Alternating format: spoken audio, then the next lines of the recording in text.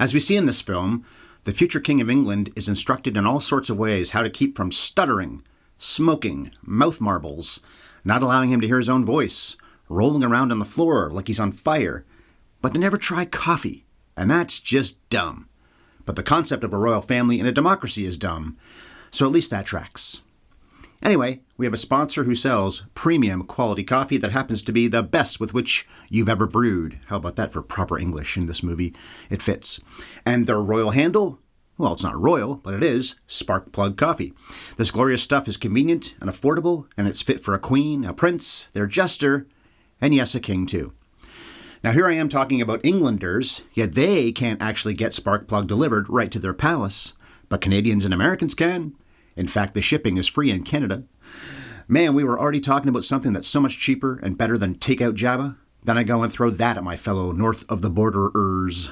Will that border last for the rest of our lives? Oh, and try this on for size. Join the Autopilot Coffee Club, a membership that you can pause or cancel anytime. Your new favorite can be sent as regularly as you want. And the website to do all this is sparkplug.coffee/HYES. Those last 4 letters are our promo code, and making sure to put them in the right box will snag you a one-time 20% discount. That's Spark Plug Coffee. Give it a try, Your Majesty. Now that we know about our sponsor, the time has come to let you know what I think of a king, a queen, his not doctor, and everyone else involved in this motion picture. So let's do it. And action!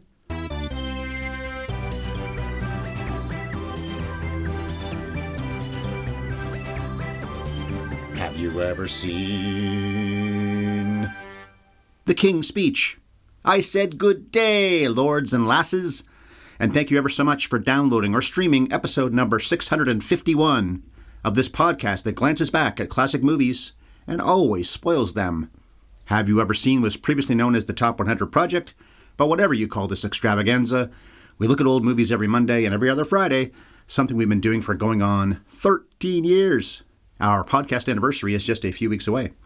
I'm the man who's been known to bloody stammer from time to time, Ryan Ellis. Luckily, I've never been as bad a public speaker as King George VI is, although maybe some of you disagree and think I'm as much of a mess doing the talky talk as he is. Well, everyone's got opinions. It's a Monday, but my wife Bev won't be part of this tomfoolery. Say hi, Bev! Hi! In the next room, still recovering. She had foot surgery back in mid-February, and she's still in recovery mode.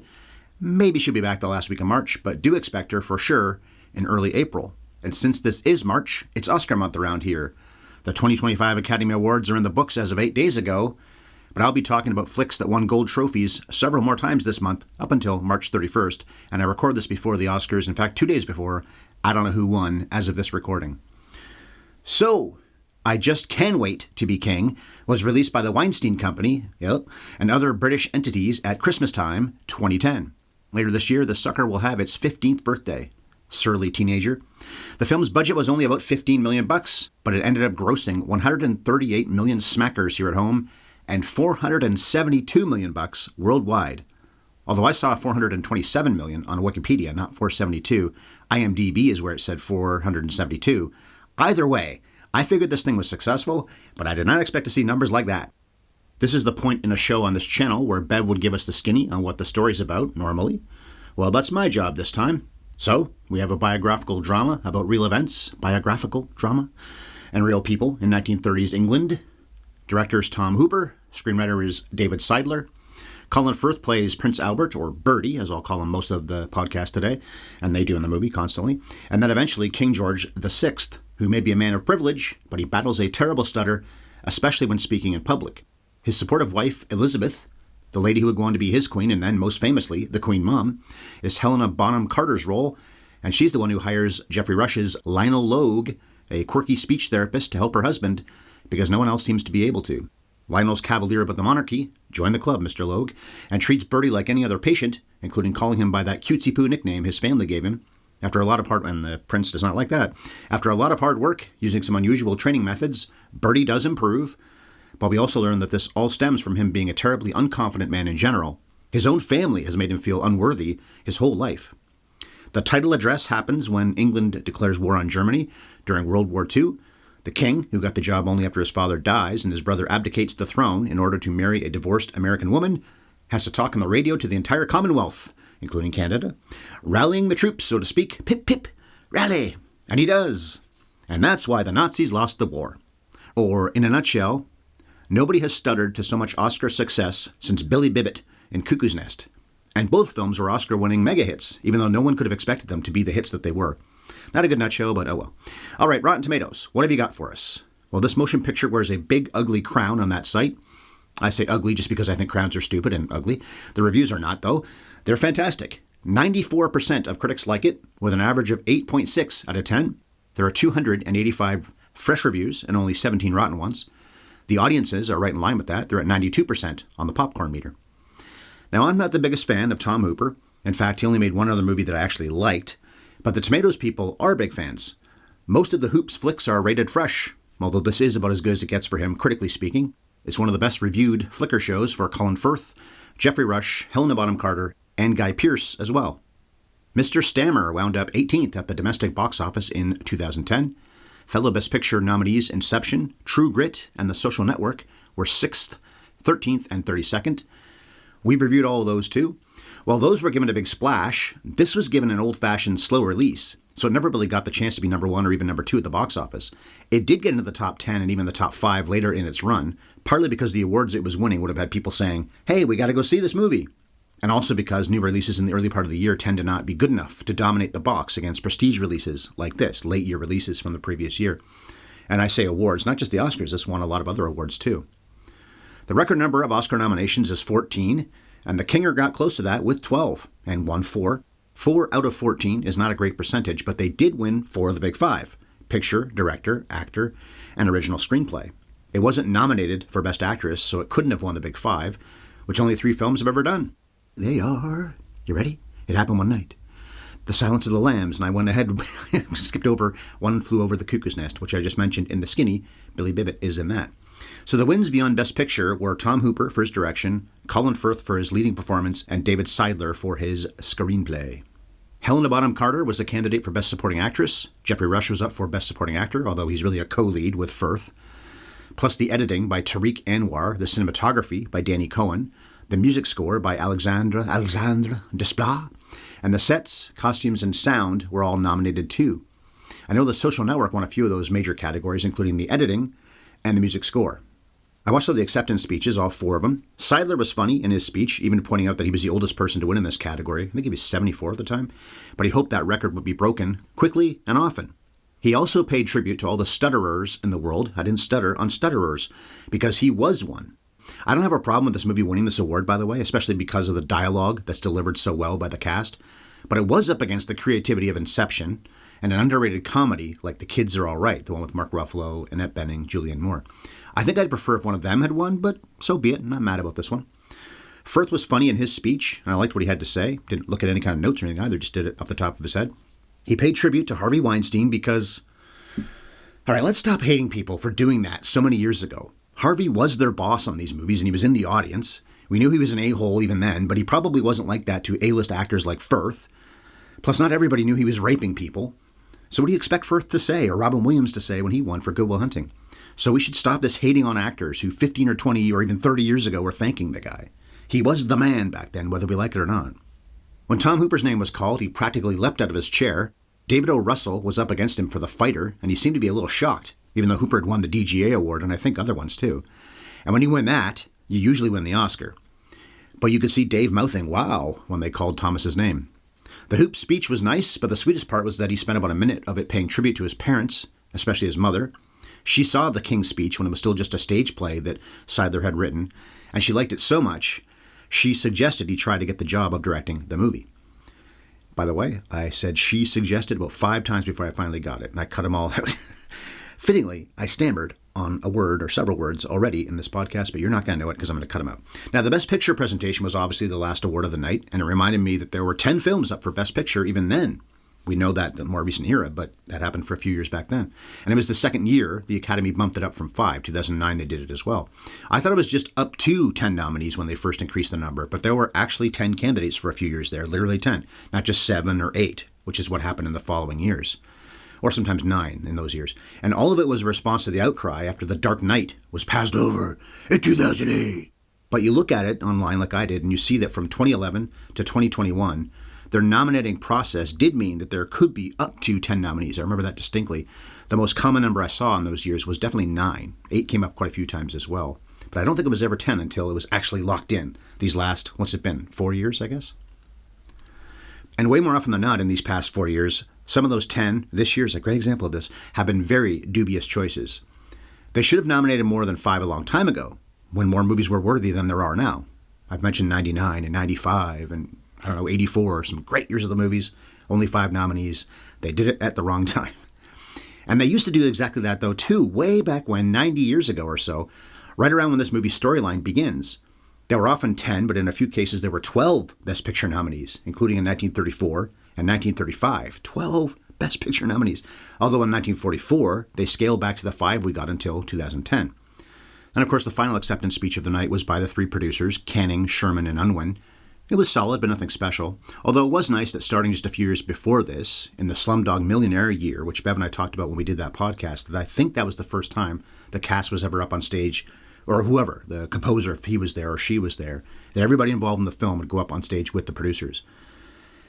So Rush was up there, and so was the composer, Desplat. Firth wasn't, but I think that's because he had just won the Best Actor Oscar and was still backstage with the press.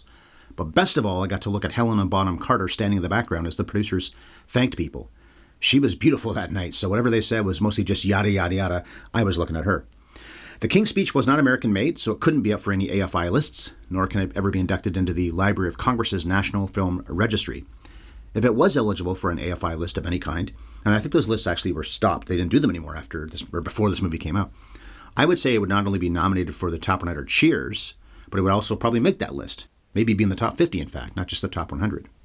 Okay, I love that stuff, this Oscars and AFI and everything, but let's talk about the movie. But before we get into the plot, I gotta say right now, I hate the royals, and always have. Or maybe it's more accurate to say that I hate the notion that there still are royals in a democracy in 2025. I've heard many apologists of the monarchy make arguments about how necessary they still are, and how they devote their lives to serving their country, and they work so hard. Yeah, okay. But they also get to live in a castle and be fawned over their entire lives. They've known plenty of tragedy, and I'm sure they don't just sit around eating sweets and watching reality TV. I do believe they work fairly hard. But most people who aren't royals don't sit around eating sweets and watching TV either. And they don't get to live in castles and have hundreds of servants and be told they're special every second of their lives. And a democracy as well, don't forget. Plus, I don't care if the current king or the queen before him or any of the others come over here to Canada, but many people do wish they would more often, because Canada is part of the Commonwealth. And yet it's always a big deal when any of them come to visit, not just the queen or eventually the king, but, I don't know, an uncle or something. Oh my God, he's coming here. But should it be? We don't live on Saturn. It's not that far. It shouldn't be an event to come see the citizens whose tax money goes to supporting your lavish lifestyle, you entitled... All right, I'll stop. See, part of why I feel this way is I have a specific point of view that most of you don't and can't. And that's because, as regular listeners know, I work at the CBC in Toronto. And certain news anchors there love talking about these royals, and also the Catholic Church, 2 entities I've grown to loathe, partly because certain people on my network act like starstruck fangirls when either of those topics come up. They're in their 50s and they act like they're 13. And how about this? The King's Speech effectively includes both. Okay, it's the Church of England, not the Catholics specifically, but it's not like that's miles away from or kilometers away from the values held by the Pope and his guys. Of course, even though we Canadians are still beholden to now King Charles, just like it is in England, he's more of a ceremonial leader. His mother before him and now he don't really have the power to make any big decisions. If there was another big war or world war, I don't think their prime minister has to be guided by an old man wearing a stupid crown. They go through those motions of dissolving parliament or something, or getting permission to go to war, whatever they do.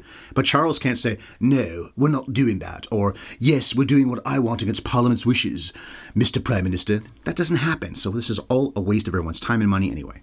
Why did I pick this movie? It is actually pretty good.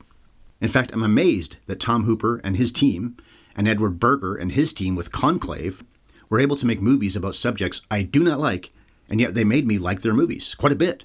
Conclave is one of the very best of 2024. The King's Speech wasn't the best film of 2010. I wouldn't have given the Oscar. That would be Toy Story 3. It was my favorite. And I didn't even rank it in my top 10 for that matter. But I did have it in my honorable mentions, and it would have been a worthy top 10 choice, I guess, somewhere in the lower part of it, maybe 9th or 10th. And I'm choosing to cover it now. No one's making me do this. I didn't get a royal edict. But anyway, my whole point is, if I'm smarmy during this review, it's because these scandal-ridden bunch of welfare cases have always been loathed by this fellow speaking to you now. But I'll try to be objective and just review the movie, not spend too much time ripping on these pampered human beings we're supposed to call highness. And what did I do on Friday? I got all worked up about all the king's men and the president, current president. Now I'm doing about the royals. I think I like these people a lot more, not just more, but a lot more than him. All right, let's go. It's 1934, and the graphic at the start of the film reminds us that England's King George V reigns over a quarter of the world's people. Wow, that's an incredible dynasty. To steal from William Hurt in A History of Violence? How did they screw that up? Only he didn't say screw. Anyway, Michael Gambon is the King of England. His first son is Edward, or more commonly known in this movie as David. Guy Pearce plays him. We'll get to him later. But the first scene has his second son, Prince Albert, struggling to give the closing speech at the Empire Exhibition at Wembley Stadium. Only, good heavens, the Duke of York's terrible stutter makes it so he can't even give the speech at all. He can't get the words out. Now, yes, it's embarrassing that a member of the royal family is this tongue-tied, but it just means the assembly misses out on what would have been, a bunch of trite inanities? We're so honored you came today, and blah, blah, blah, blah. Would anybody have ever remembered what he said for more than 25 minutes, even if he did nail it? Anyway, it's a great touch here that the echo he hears ringing throughout Wembley is what really throws him off. He hears every little tick in his throat through the loudspeakers when he can't get a word out. But a second or two later, that could throw anybody off, even Walter Cronkite or Lou Gehrig. Okay, probably not Lou Gehrig. That dude knew how to speak in public in an echoey stadium.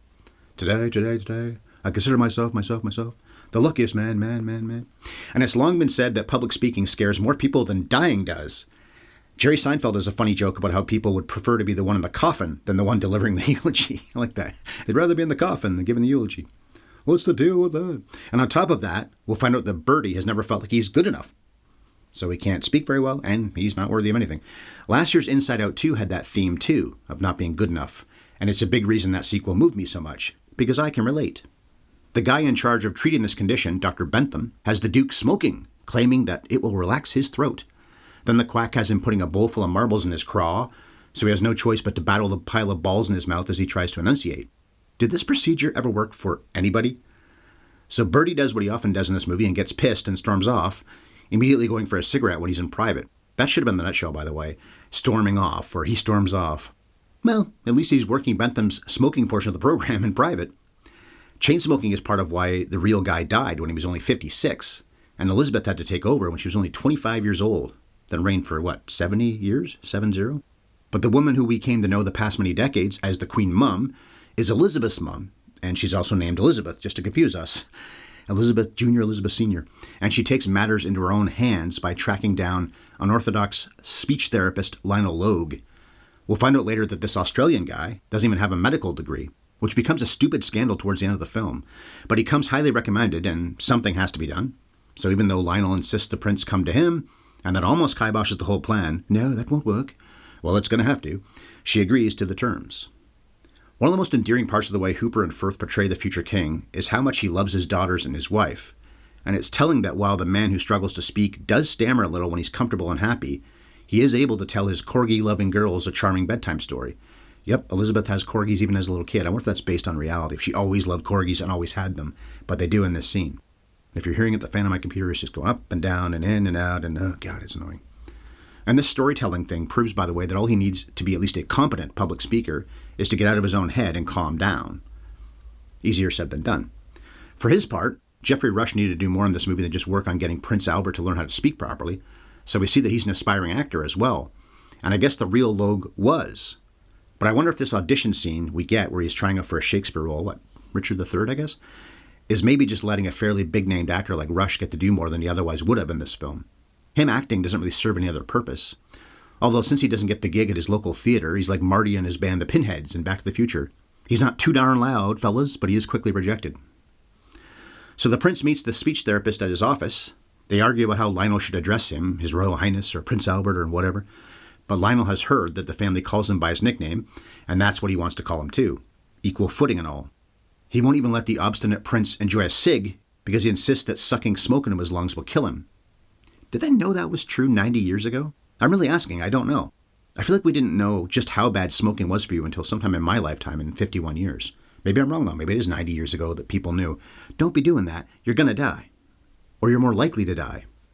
Anyway, Lionel asks when the stuttering started, because he's positive that no infant stammers. Maybe that's not true, but that's what he says. But our man can't remember a time when he didn't struggle to speak, especially when under any kind of pressure. Do-do-do-do-do-do. I like how Lionel asks if he stutters when he talks to himself or when he's thinking, because of course he doesn't. So that means this can be fixed. The power is within him. Maybe we'll start calling Lionel Oprah or L. Ron Hubbard. The secret. You have the secret. Oh, God. So what they do, and this is one of the best scenes in the movie, is Lionel has him read some lines from the to be or not to be scene in Hamlet, but do it while listening to very loud music through headphones, so he can't hear himself.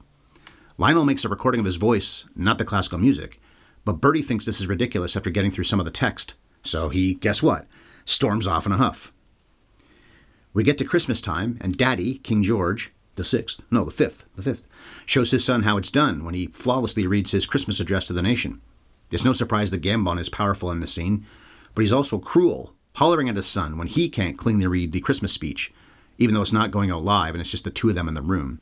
Maybe the king was recording it and not actually putting it out live, but he read it flawlessly in any case. It probably would have been live at that point, wouldn't it, 1934? I guess so. We find out while father and son are having a private chat that Bertie's older brother David, and the future king, has been messing around with the infamous divorced American woman named Wallis Simpson. For those reasons, her getting to be queen one day is a no-go, the divorced and American stuff. And history repeated itself with Harry and Meghan about 80 years later, even though he's never going to be king anyway, unless there's a terrible carbon monoxide leak in Buckingham Palace and William's whole family's wiped out. Terrible thing to say, but that's what it would take. Because isn't Harry sixth in line? His brother, and then all those kids? Maybe it's fifth in line now with the Queen finally dying, whatever it was, 3 years ago. Okay, this movie has some touching moments, and this is one, when Bertie decides to listen to the record Lionel made of him reading the Shakespeare. He sounds like the way Colin Firth does in most of his roles. His diction is perfect. And it's a great cut by Tariq Anwar when, after he and his wife are amazed by how good he sounds, we go right to Lionel's office with the prince and princess sitting on the couch. They're going to give it a shot. Bertie continues to be easily angered, but he agrees to start seeing the therapist every day. Strengthening his diaphragm is a big part of what helps make him a better speaker, but he also does fairly simple physical exercises, even rolling around on the floor. Bringing us to the inevitable montage that every movie seems to have, as Bertie working with Lionel is cross-cut with him struggling to get through a public speech in front of a much smaller crowd than we saw in that first scene. It's not really about crowd size with him, is it? It's more about who he's comfortable with, which is almost nobody. We skip ahead to 1936, and we get our first glimpse of his big brother David flying home. Firth smiles big when he sees him, which is sweet. Obviously, he's supposed to love his brother, but he seems to actually like him, too. We'll find out later that there's friction between these two, but still, this bit is nice. There's the computer again. In the year or so since that Christmas scene, the king has gotten really sick. The supremely snooty Queen Mary looks quite concerned about the state of confusion her husband is in. Claire Bloom here is best known for playing Theodora in Robert Wise's horror movie The Haunting, the one in the 60s. When I went through her filmography, I thought there'd be more titles I would recognize and say, oh yeah, there's a Claire Bloom movie, and that one too, and that one. But not really. There's mostly The Haunting and this. Anyway, the king dies, and as is tradition, everyone immediately goes up to Edward or David and says, "Long live the king." It's telling that even though the queen was the first one to kiss his hand and say that, she can't bring herself to hug him when he breaks down and weeps. His dad just died, man. She clearly never hugged her children at all, even when they were young and adorable. She has a "get this thing away from me" look on her face. Bloom doesn't do much of anything in this movie after this scene, but this is well played and very telling of her character. Well, anyway, now we have a new king who's more distraught about the tricky situation with Wallis than he is about having to be the symbolic leader of a nation. I guess the bigger bugaboo than the divorce is that the ex, well, soon to be exes plural, are still alive. So if somebody would just stick these guys in the throat with a sharp blade and kill them, then she could be queen after all? Does that make any sense? The rules for the monarchy are just so stupid. Even though Lionel thought Bertie would be off grieving his dad, he shows up to get his work in. I noticed that Firth plays it like he's more humble than before. Maybe he's also a little bit relieved. His dad was a tyrant, and now that's over. He tells Lionel that it touched him that his dad's last words were, "Bertie has more guts than the rest of his brothers put together." It also bothers him that Pops couldn't say that to his face. I liked when Bertie tells Lionel that he was glad to always know that he wouldn't be the heir to the throne, because it reminded me of how previously on Lost, Hurley says to Kate and Sawyer about how glad he was that Jack was going to be Jacob's successor, not him. But just like Bertie does get to be the king, or has to be the king, Hurley does get to be or have to be the protector of the island.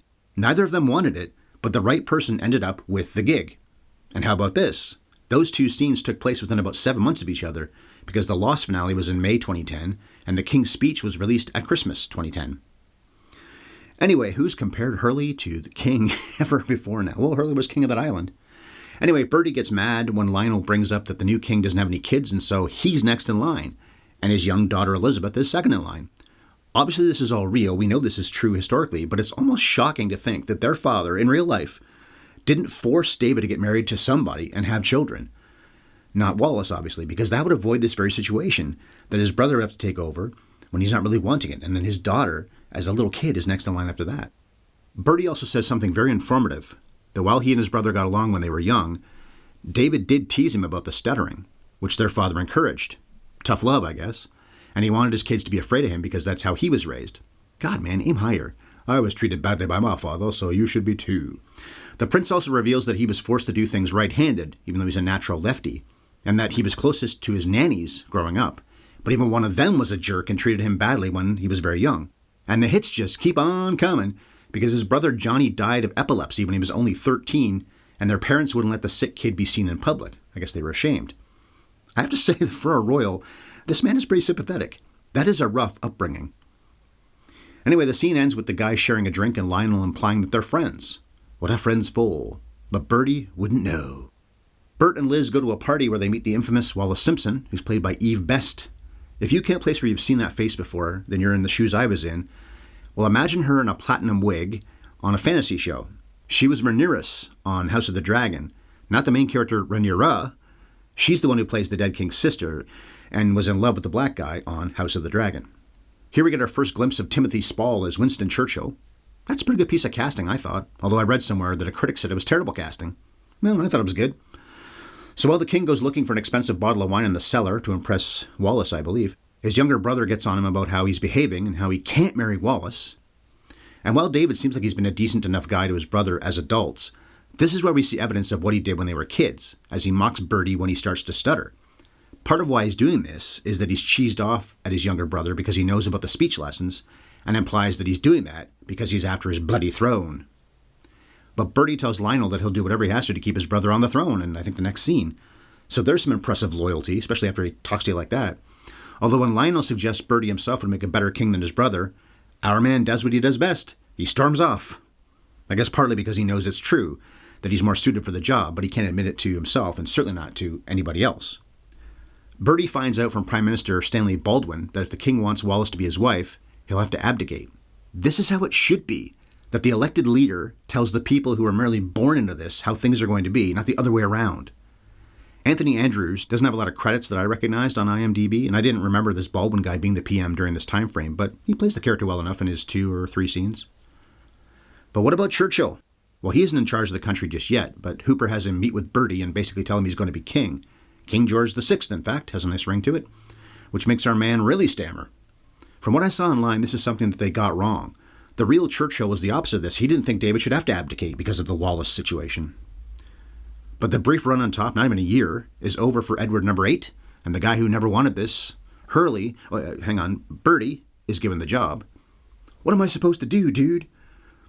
David gives, picturing Hurley as the king, David gives a classy speech on the radio, explaining to the nation that he resigned so he can marry Wallace, and that his brother has all his support.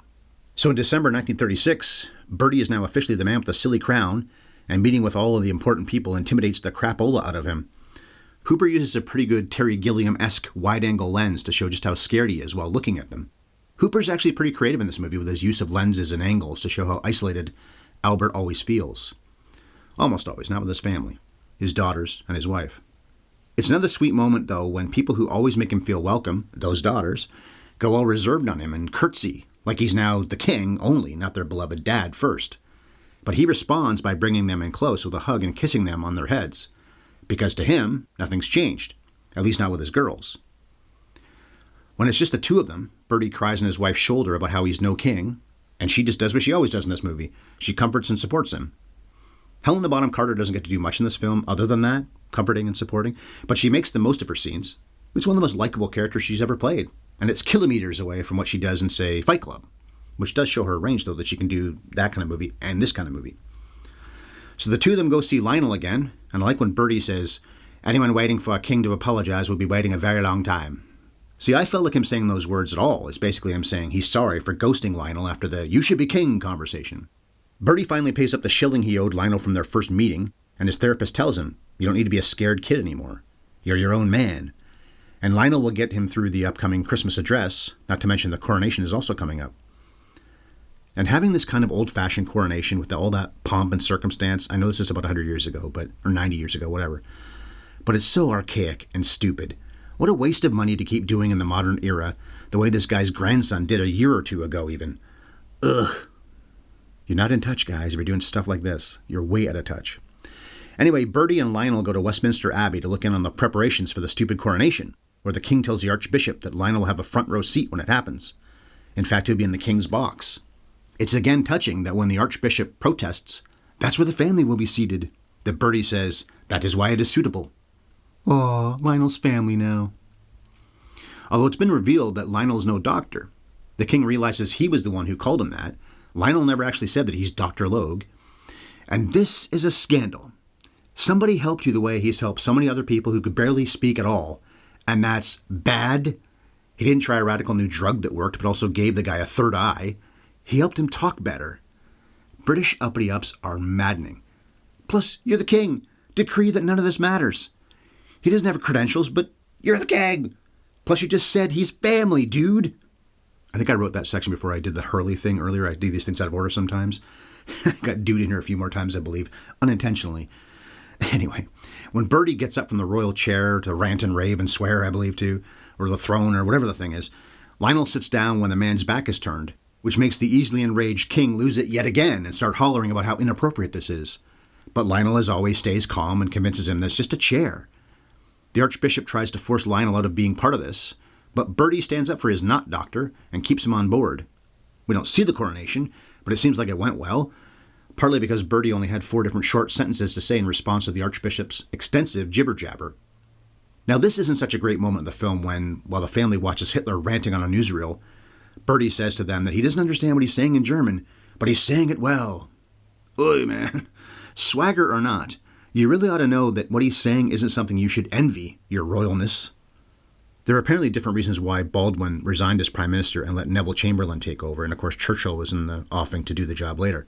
And I won't get into why that is, I didn't read that much about it. But Baldwin does resign as the war is getting going. In fact, Bertie calls Churchill First Lord of the Admiralty a few scenes from now, so he's involved in the Navy, I guess, right? Or is he? The Army? I don't know. But war is declared in 1939, and Bertie has to give, what do you know, a rousing speech to the nation. He and Lionel don't have very much time to prepare for this, but the king wastes time being upset that he has no real power, ranting about that. He's supposed to be the one who speaks for the people, but he can't speak at all. We know. Why is this scene in here? We've gotten that for an hour and 45 minutes. His prep has him doing all the things Lionel taught him, swearing, which he often does in this film, dancing and rocking in the balls of his feet. These are touches I liked quite a bit. If they're actually real in speech therapy, then I thought it was pretty cool. I mentioned that Georgie Boy tosses off some swears to get himself ready for the big speech, which he also did in an earlier scene. It's not that Firth swears 1 or 2 times and that's it either. There's a lot of it. Yet the movie didn't get an R rating. I guess the filmmakers appealed to ratings boards, suggesting this kind of cursing was different than what's in, say, a Tarantino film. Okay, look, I don't really care about any of this. I was 36 years old when I saw this movie the first time, and I'm 51 now. And I myself swear way too much, way too often. But if you have a rating system for excessive F-bombs, then be consistent. This is historically significant, yes, and it's a classy movie, as if that matters, but well, what do I know? I still don't get why Draft Day was allowed to have Costner saying mother effer at one point, and that movie didn't get an R rating. Normally, even one use of that word is a guaranteed R. Well, anyway, as he's heading to the room where the mic is waiting for him to talk to the nation, and it's all dressed up in such a way to make him feel more comfortable, Lionel did all that, the not-so-confident king finally gets encouragement from a powerful person. Churchill, one of the most famous stiff-upper-lip screw-the-Nazis guys in the entire world. Although apparently he wasn't even there, so that's one of the many things about this movie that's not truly accurate. Churchill, I guess, wasn't there when this happened. Anyway, it's funny, though, that the big moment in this movie is that the king is about to talk tough against Hitler, even though the real Bertie supported appeasement, as did Neville Chamberlain. I guess they figured if you give Germany a little something, then they won't go trying to take over the entire continent, or entire world. I guess these two guys weren't really hearing what the maniac had been saying in speeches for years. He didn't want a little, he wanted everything. Similar to Putin with the whole mess in Ukraine these past 3 years. If he wins there, he's coming for the rest of Europe. Right before he goes live, Bertie thanks Lionel for all he's done. The response is to ask for a knighthood. I thought that was pretty cute. And then the therapist steals from Bailey on WKRP and says to Bertie, as she did to Johnny Fever when he was tongue-tied, to just forget everything else and say it to me. Bertie struggles to get started, but Lionel literally conducts him through it all. A little Beethoven playing in the background doesn't hurt either. Although that's for our benefit. I'm sure it's dead quiet in the entire building while he's doing this. And I guess this is Buckingham Palace that he's in supposedly as well.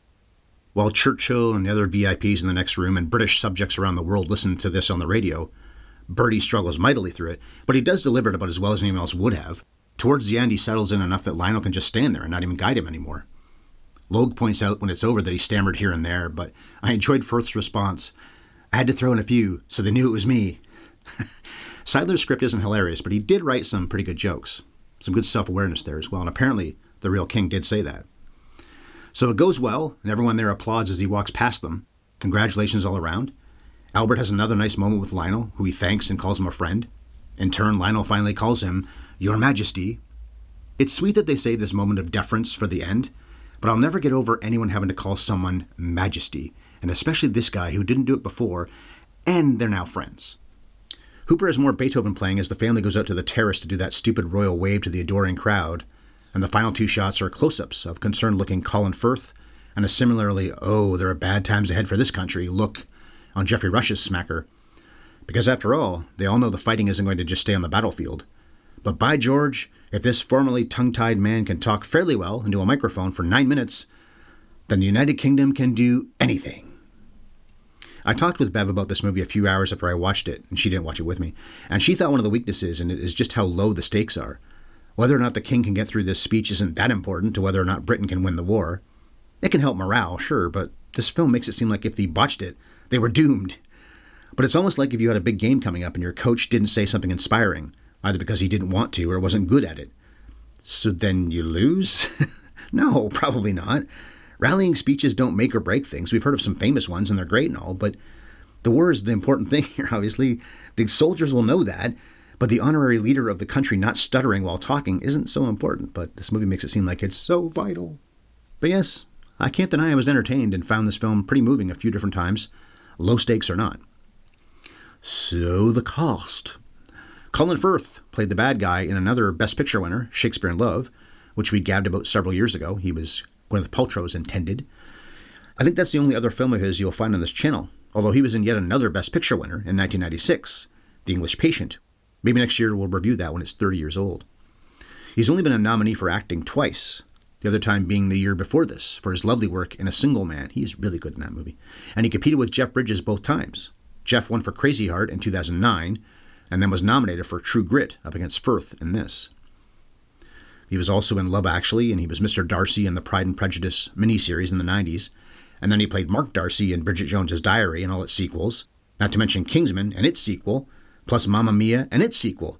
He's been in so many things and enjoyed being part of many huge hits. Although I guess Seidler had Paul Bettany in mind when he wrote the script. Hugh Grant was in the conversation too, but neither of them wanted the role. They'd both have been interesting choices. Of the three guys, though, I think Bettany was best suited for this role, but Firth does a lovely job. No complaints there at all. And it couldn't have been simple to play this part. As much as he'd rather just take his wife and kids to another part of the country and ditch his responsibilities, he's not that type of guy. He knows he has a role to play, as meaningless as it might seem sometimes. Firth plays all that well, and it can't be easy to act with a stammer and make it seem natural. Now, am I wrong, or was Firth playing that he had a bit of a lisp on top of everything else he was going through? Especially when he pronounced R's. It almost sounded to me like he couldn't say brother properly, like the first R was not coming out of his mouth properly, even when he wasn't stuttering. Geoffrey Rush, an Australian playing an Australian, won a Gold Naked Guy himself. His was for Shine back in 96, the same year that The English Patient came out, so it was a good year for these guys. They were both part of the huge Shakespeare in Love cast. It's a mystery. Plus, he was the voice of the Pelican in Finding Nemo. We reviewed that, and we, of course, tackled Shakespeare in Love. If Rush had won his second Oscar for this performance, I wouldn't have been bothered by that. It's a very calm and sensitive bit of acting he's doing here. Although he's really just a co-lead with Firth, not a supporting actor per se. Anyway, good performance. Helena Bonham Carter spent about 20 years being mostly directed by her boyfriend, Tim Burton. So they met on Planet of the Apes in 2001, and then they split, whatever it was, 5 or so years ago, maybe more, I forget now, but about 20 years she spent with him. But she also did play a part in Hooper's Les Miserables and also Beatrix Lestrange in those Harry Potter movies. I guess she was shooting one of those flicks at the same time they were making this, so she had to be the queen mum on weekends. Helena was fantastic working off Pitt and Norton in Fight Club, which we've covered. She's the best thing in that. Plus, she was the fairy godmother in Branagh's live-action Cinderella in 2015. And she was in acclaimed Merchant Ivory films A Room with a View and Howard's End. So she's seen her share of prestige and box office success over the years. Some of the Burton movies were big hits. Her career's been full of verve, but are you like me and wonder if she couldn't have achieved more than she did? She's so pretty, but also has range. She's just plain talented in every way you want in an actor. She's a little short, but otherwise she's perfect. What more do you want? Now, it's not like she only worked with Burton for all the years they were together, but it often felt like it was just that in the Harry Potter movies, didn't it? I think she should have been so much more than she was, or still could be, I guess, but could have been in her prime. Guy Pearce was Ed Exley in L.A. Confidential, and then he was the vigilante with memory problems in Memento, one of my favorite movies of the last 25 years. And he was in back-to-back Best Picture winners because he had a small role in the opening scene in The Hurt Locker the year before this came out. So that's 3 other Pearce films you can find on this channel. I wonder while I was watching this if Pearce was actually older than Colin Firth as he's supposed to be. And he isn't. He's quite a bit younger, in fact. Firth doesn't look old, but Pearce looks a lot younger. Their dad in this, Michael Gambon, is one of about 1 trillion British actors who found his way into the Harry Potter series, although he was a latecomer because he took over the Dumbledore role when Richard Harris died between Chamber of Secrets and the best one in the series, The Prisoner of Azkaban. Michael G. started his career in the mid-60s when he appeared in Othello with Olivier and was still making movies nearly 55 years later, including with the likes of Wes Anderson and Robert Altman.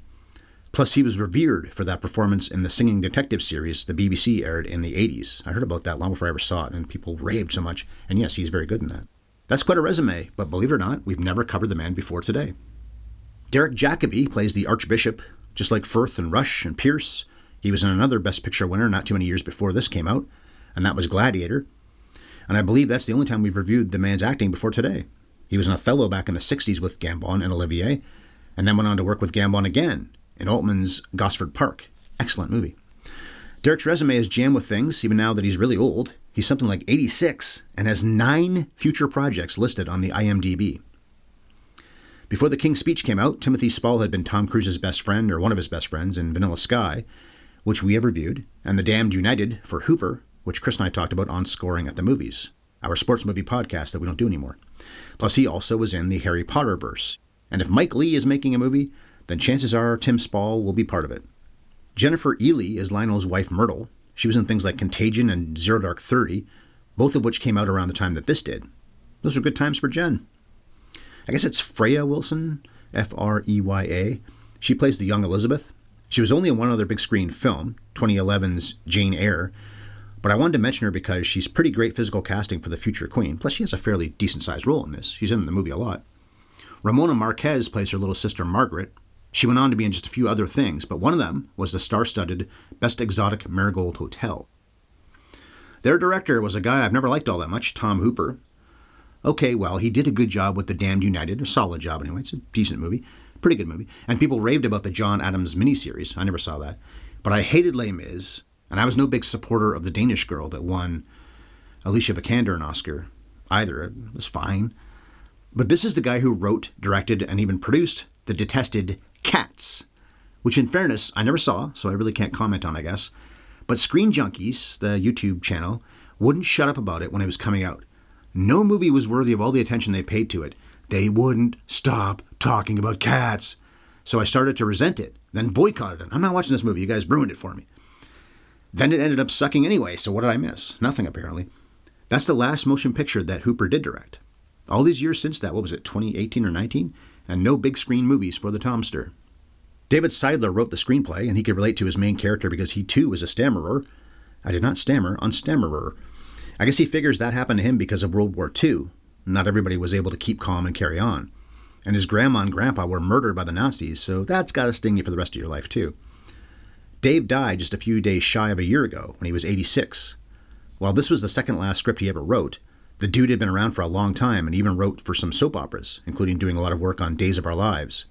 Plus he had a hand in Francis Coppola's Tucker, The Man in His Dream, which is a pretty good movie. I love the way Coppola does many of the scene transitions. Very creative.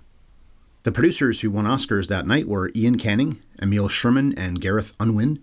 Canning worked with Steve McQueen a few times, but not on Steve's Best Picture winner, 12 Years a Slave. That was, of course, Pitt, Kleiner, and Gardner that produced that. And McQueen himself won an Oscar that night for producing. Ian didn't work with Hooper again, but he did go on to be the producer on Best Picture nominees like Lion and The Power of the Dog. I guess Emil Sherman is Kenning's producing partner because he seems to have most of the same credits, if not all of the same credits. While Gareth Unwin has nothing else in his resume with the credibility or acclaim that this got. Danny Cohen, who made this movie look pretty good, went on from this to shoot Les Insufferables and The Danish Girl for Hooper, not to mention Brie Larson's Oscar-winning work in Room. But he did dodge Cats. He didn't have to light Judi Dench and Jennifer Hudson in that cat makeup. Tariq Anwar was the editor. He cut another Oscar winner, American Beauty, 11 years before this. But the most high-profile project for him since The King's Speech is One Night in Miami, directed by Regina King. And I like that he worked on the madness of King George in '94. So many kings. Because he was the ancestor of George V and George VI. And I think Firth even name drops that guy at one point, doesn't he? The great Alexander Desplat has been up for 11 Oscars for his composing and has won twice for The Grand Budapest Hotel and The Shape of Water. He also came up with the tunes for Argo and Zero Dark 30. We've covered all 4 of those films. The Frenchman has a pile of credits for films that were at least nominated for Best Picture, including 3 that won. This, Argo, and Shape of Water. So I mentioned people on stage, and you see that one person. Who was that long-haired guy in the back? And for the longest time, I didn't know who it was. And it's the composer that's on the stage so often in the 2010s, I guess it was. But his first nomination was for a film that could be called a sequel to this, in a way. And that's Stephen Frears' The Queen, which is chiefly about Bertie's daughter. Okay, we're coming to the end here, but first I have to go on a few more tangents. And I don't have to, but I'm going to. And I want to quote Bev with the first one. She likes to give credit to movies when they're watchable, and she doesn't mean it as a backhanded compliment, because even so-called great movies aren't always very watchable. But this is, and it's a fairly tight 2 hours. I was surprised how quickly it zipped by. Now, for a dramatization of biographical events, it seems that, like most films, even documentaries do this a lot. Not everything is 100% true. Some of that I talked about already, but other things include Albert's stutter maybe wasn't as brutal as what's in this. Plus, he started being therapized by Lionel long before he is in the film, something like 10 years before. I guess there's also debate about whether or not Lionel was so casual with the prince and then the king. Even Logue's grandson apparently doubts that his granddad would act so chummy with royalty and expect to get away with it. Another issue is that the family was ruder to Albert in the film than I guess they actually were in reality, just to give the thing some drama, I guess, some antagonists that aren't Hitler. And even if they amped it up, giving the king's issues with confidence a root in his childhood does track with the way most people are. To paraphrase Anthony Hopkins in Amistad, who you are is who you were. It's nice, too, that as the film portrays it, the right person got this stupid job. It's sweet that David would give up his throne for love, yeah, but Bertie would never have done that. Not even for the woman he loved so much. He would have put his duty and his country above his own needs and desires. I can dislike royalty like I do, and yet still respect a guy who does that. Or would do that if he had to. And was he good at carrying out his duties in more private settings when he didn't have to worry about speaking to millions of people? I assume he was, just as his daughter was for 70 years. We'd love it if everybody who was president or king or queen or CEO or whatever got a 10 out of 10 for their eloquence, but let's be real. Very few people can actually communicate very well. It's not a tragedy that this man wasn't good at it. It was for him, but maybe we should have all laid off a little bit. So I like that Hooper and his team found a way to show that an otherwise unrelatable person was relatable. And yet even with all his hard work and training, he wasn't magically cured either. He struggled, but he got a little better. Probably struggled the rest of his life. But yeah, this remains a pretty good movie, even if it's not even close to my fave of 2010. It is interesting that the third in a cartoon series, meaning Toy Story 3, and a Western, meaning True Grit, were 2 competitors for that Best Picture Oscar that year. This seemed like the obvious winner when it was being talked about in the fall. It's going to win Best Picture, and then of course it did, and it was a hit too. But those 2 were nominated against it, and I say it's weird in a way because animated films and Westerns don't usually get Best Picture nominations, but also because those 2 flicks are so dynamic and have such a scope, while The King's Speech is contained and it's mostly just people talking in rooms. Or struggling to talk. But then, as much as I love another Best Picture winner like, say, The Godfather, that's mostly what that is too. The trick on the filmmakers is to make sure we care about what's going on in those rooms. Conclave's another one that did that so well, and about people I don't like. And The Godfather obviously did it as well as any movie, but this did it quite well as well.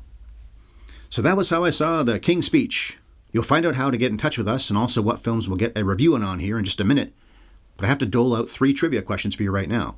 The first one is, actually it's 4. The first one is, how many times did my fan come on during this review? Is it 50 or is it 60?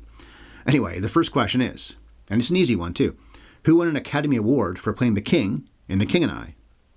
Question number 2. Longtime Oscar favorite and 3-time winner, Meryl Streep, has only been in 2 sequels. What were they? And question number 3, including any cameos he may have made, we'll include those here too, which character has Ian McKellen played more often, Gandalf or Magneto? All right, what's coming up on Have You Ever Seen? Well, next Monday, Oscar month will continue, and I'll be talking again by myself as Bev continues to rest in bed after her foot surgery, and I'll be staying over in Europe as the topic of the day will be John Ford's The Informer. It did not win Best Picture, but it did take home a handful of gold back in the mid-30s. Ford won for directing, Victor McLaglen won for acting, the screenplay won as well. And I also chose it because it's an Irish film that will get posted on St. Patrick's Day. Okay then, if you want to talk to us, try sending an email. The address is haveyoueverseenpodcast@gmail.com. Our Blue Sky handles are Ryan-Ellis and Bev Ellis, while on Twix, I'm still there for some reason, I'm at MovieFiend51, and Bev, who's not there that much anymore, is at Bev Ellis. I'll be putting this episode up on our YouTube channel, which can be found by looking up at HYES Ellis in the search bar on YouTube. Comment on the show, hit the like button, and subscribe. And rate and review this show in your podcast app. For the love of George, subscribe to the podcast too. And if you're a coffee drinker, try Sparkplug Coffee, my lords and ladies. Use our HYES promo code and score yourself a one-time 20% discount. It's sparkplug.coffee/HYES. Okay, here are the answers to the trivia questions. Numero 1. Who won an Academy Award for playing the King in The King and I? That was Yul Brynner, who also played the character on stage, so he knew the role backwards and forwards by the time they made the movie. Question number 2. Longtime Oscar favorite and 3-time winner, Meryl Streep, has only been in 2 sequels. What were they? Mamma Mia, Here We Go Again, and Mary Poppins Returns, both of which came out the same year, in fact. Was it 2018, I think? So it took her about 40 years of film acting to finally repeat a character she had played. Although, come to think of it, she isn't even repeating a character in the Mary Poppins film because she wasn't even acting yet in 1964 when the first Mary Poppins came out. So really, in a way, it's only one time she's played a character more than once. Mamma Mia, here's my first sequel. And question number 3, including any cameos he may have made, which character has Ian McKellen played more often, Gandalf or Magneto? Ian has been Gandalf 6 times, and Magneto 5 times. The cameos I talked about are him playing Eric in the X-Men verse. Once at least, maybe twice, but he's always been a major part of the LOTR and Hobbit films. No cameos as Gandalf. Gandalf? There was a bit of a theme to these questions. It's Oscar month, of course. Well, Yul Brynner won a trophy for The King and I. That was the point of that question. While Streep, of course, has won 3 of them, although not for the movies I mentioned. And McKellen's second and so far final Oscar nomination, only 2 ever for him, huh? Was for playing the gray and eventually white wizard, Gandalf. So thank you so much for listening to my speech. Join me next week when I yap about The Informer. That guy runs his mouth a week after this guy barely could. Meantime, I'm going to work on my own diction and enunciation. I've been podcasting for a long time, but I could always stand to get better at it. And I'll probably swear a lot, too, just like the man who was king did. And cut.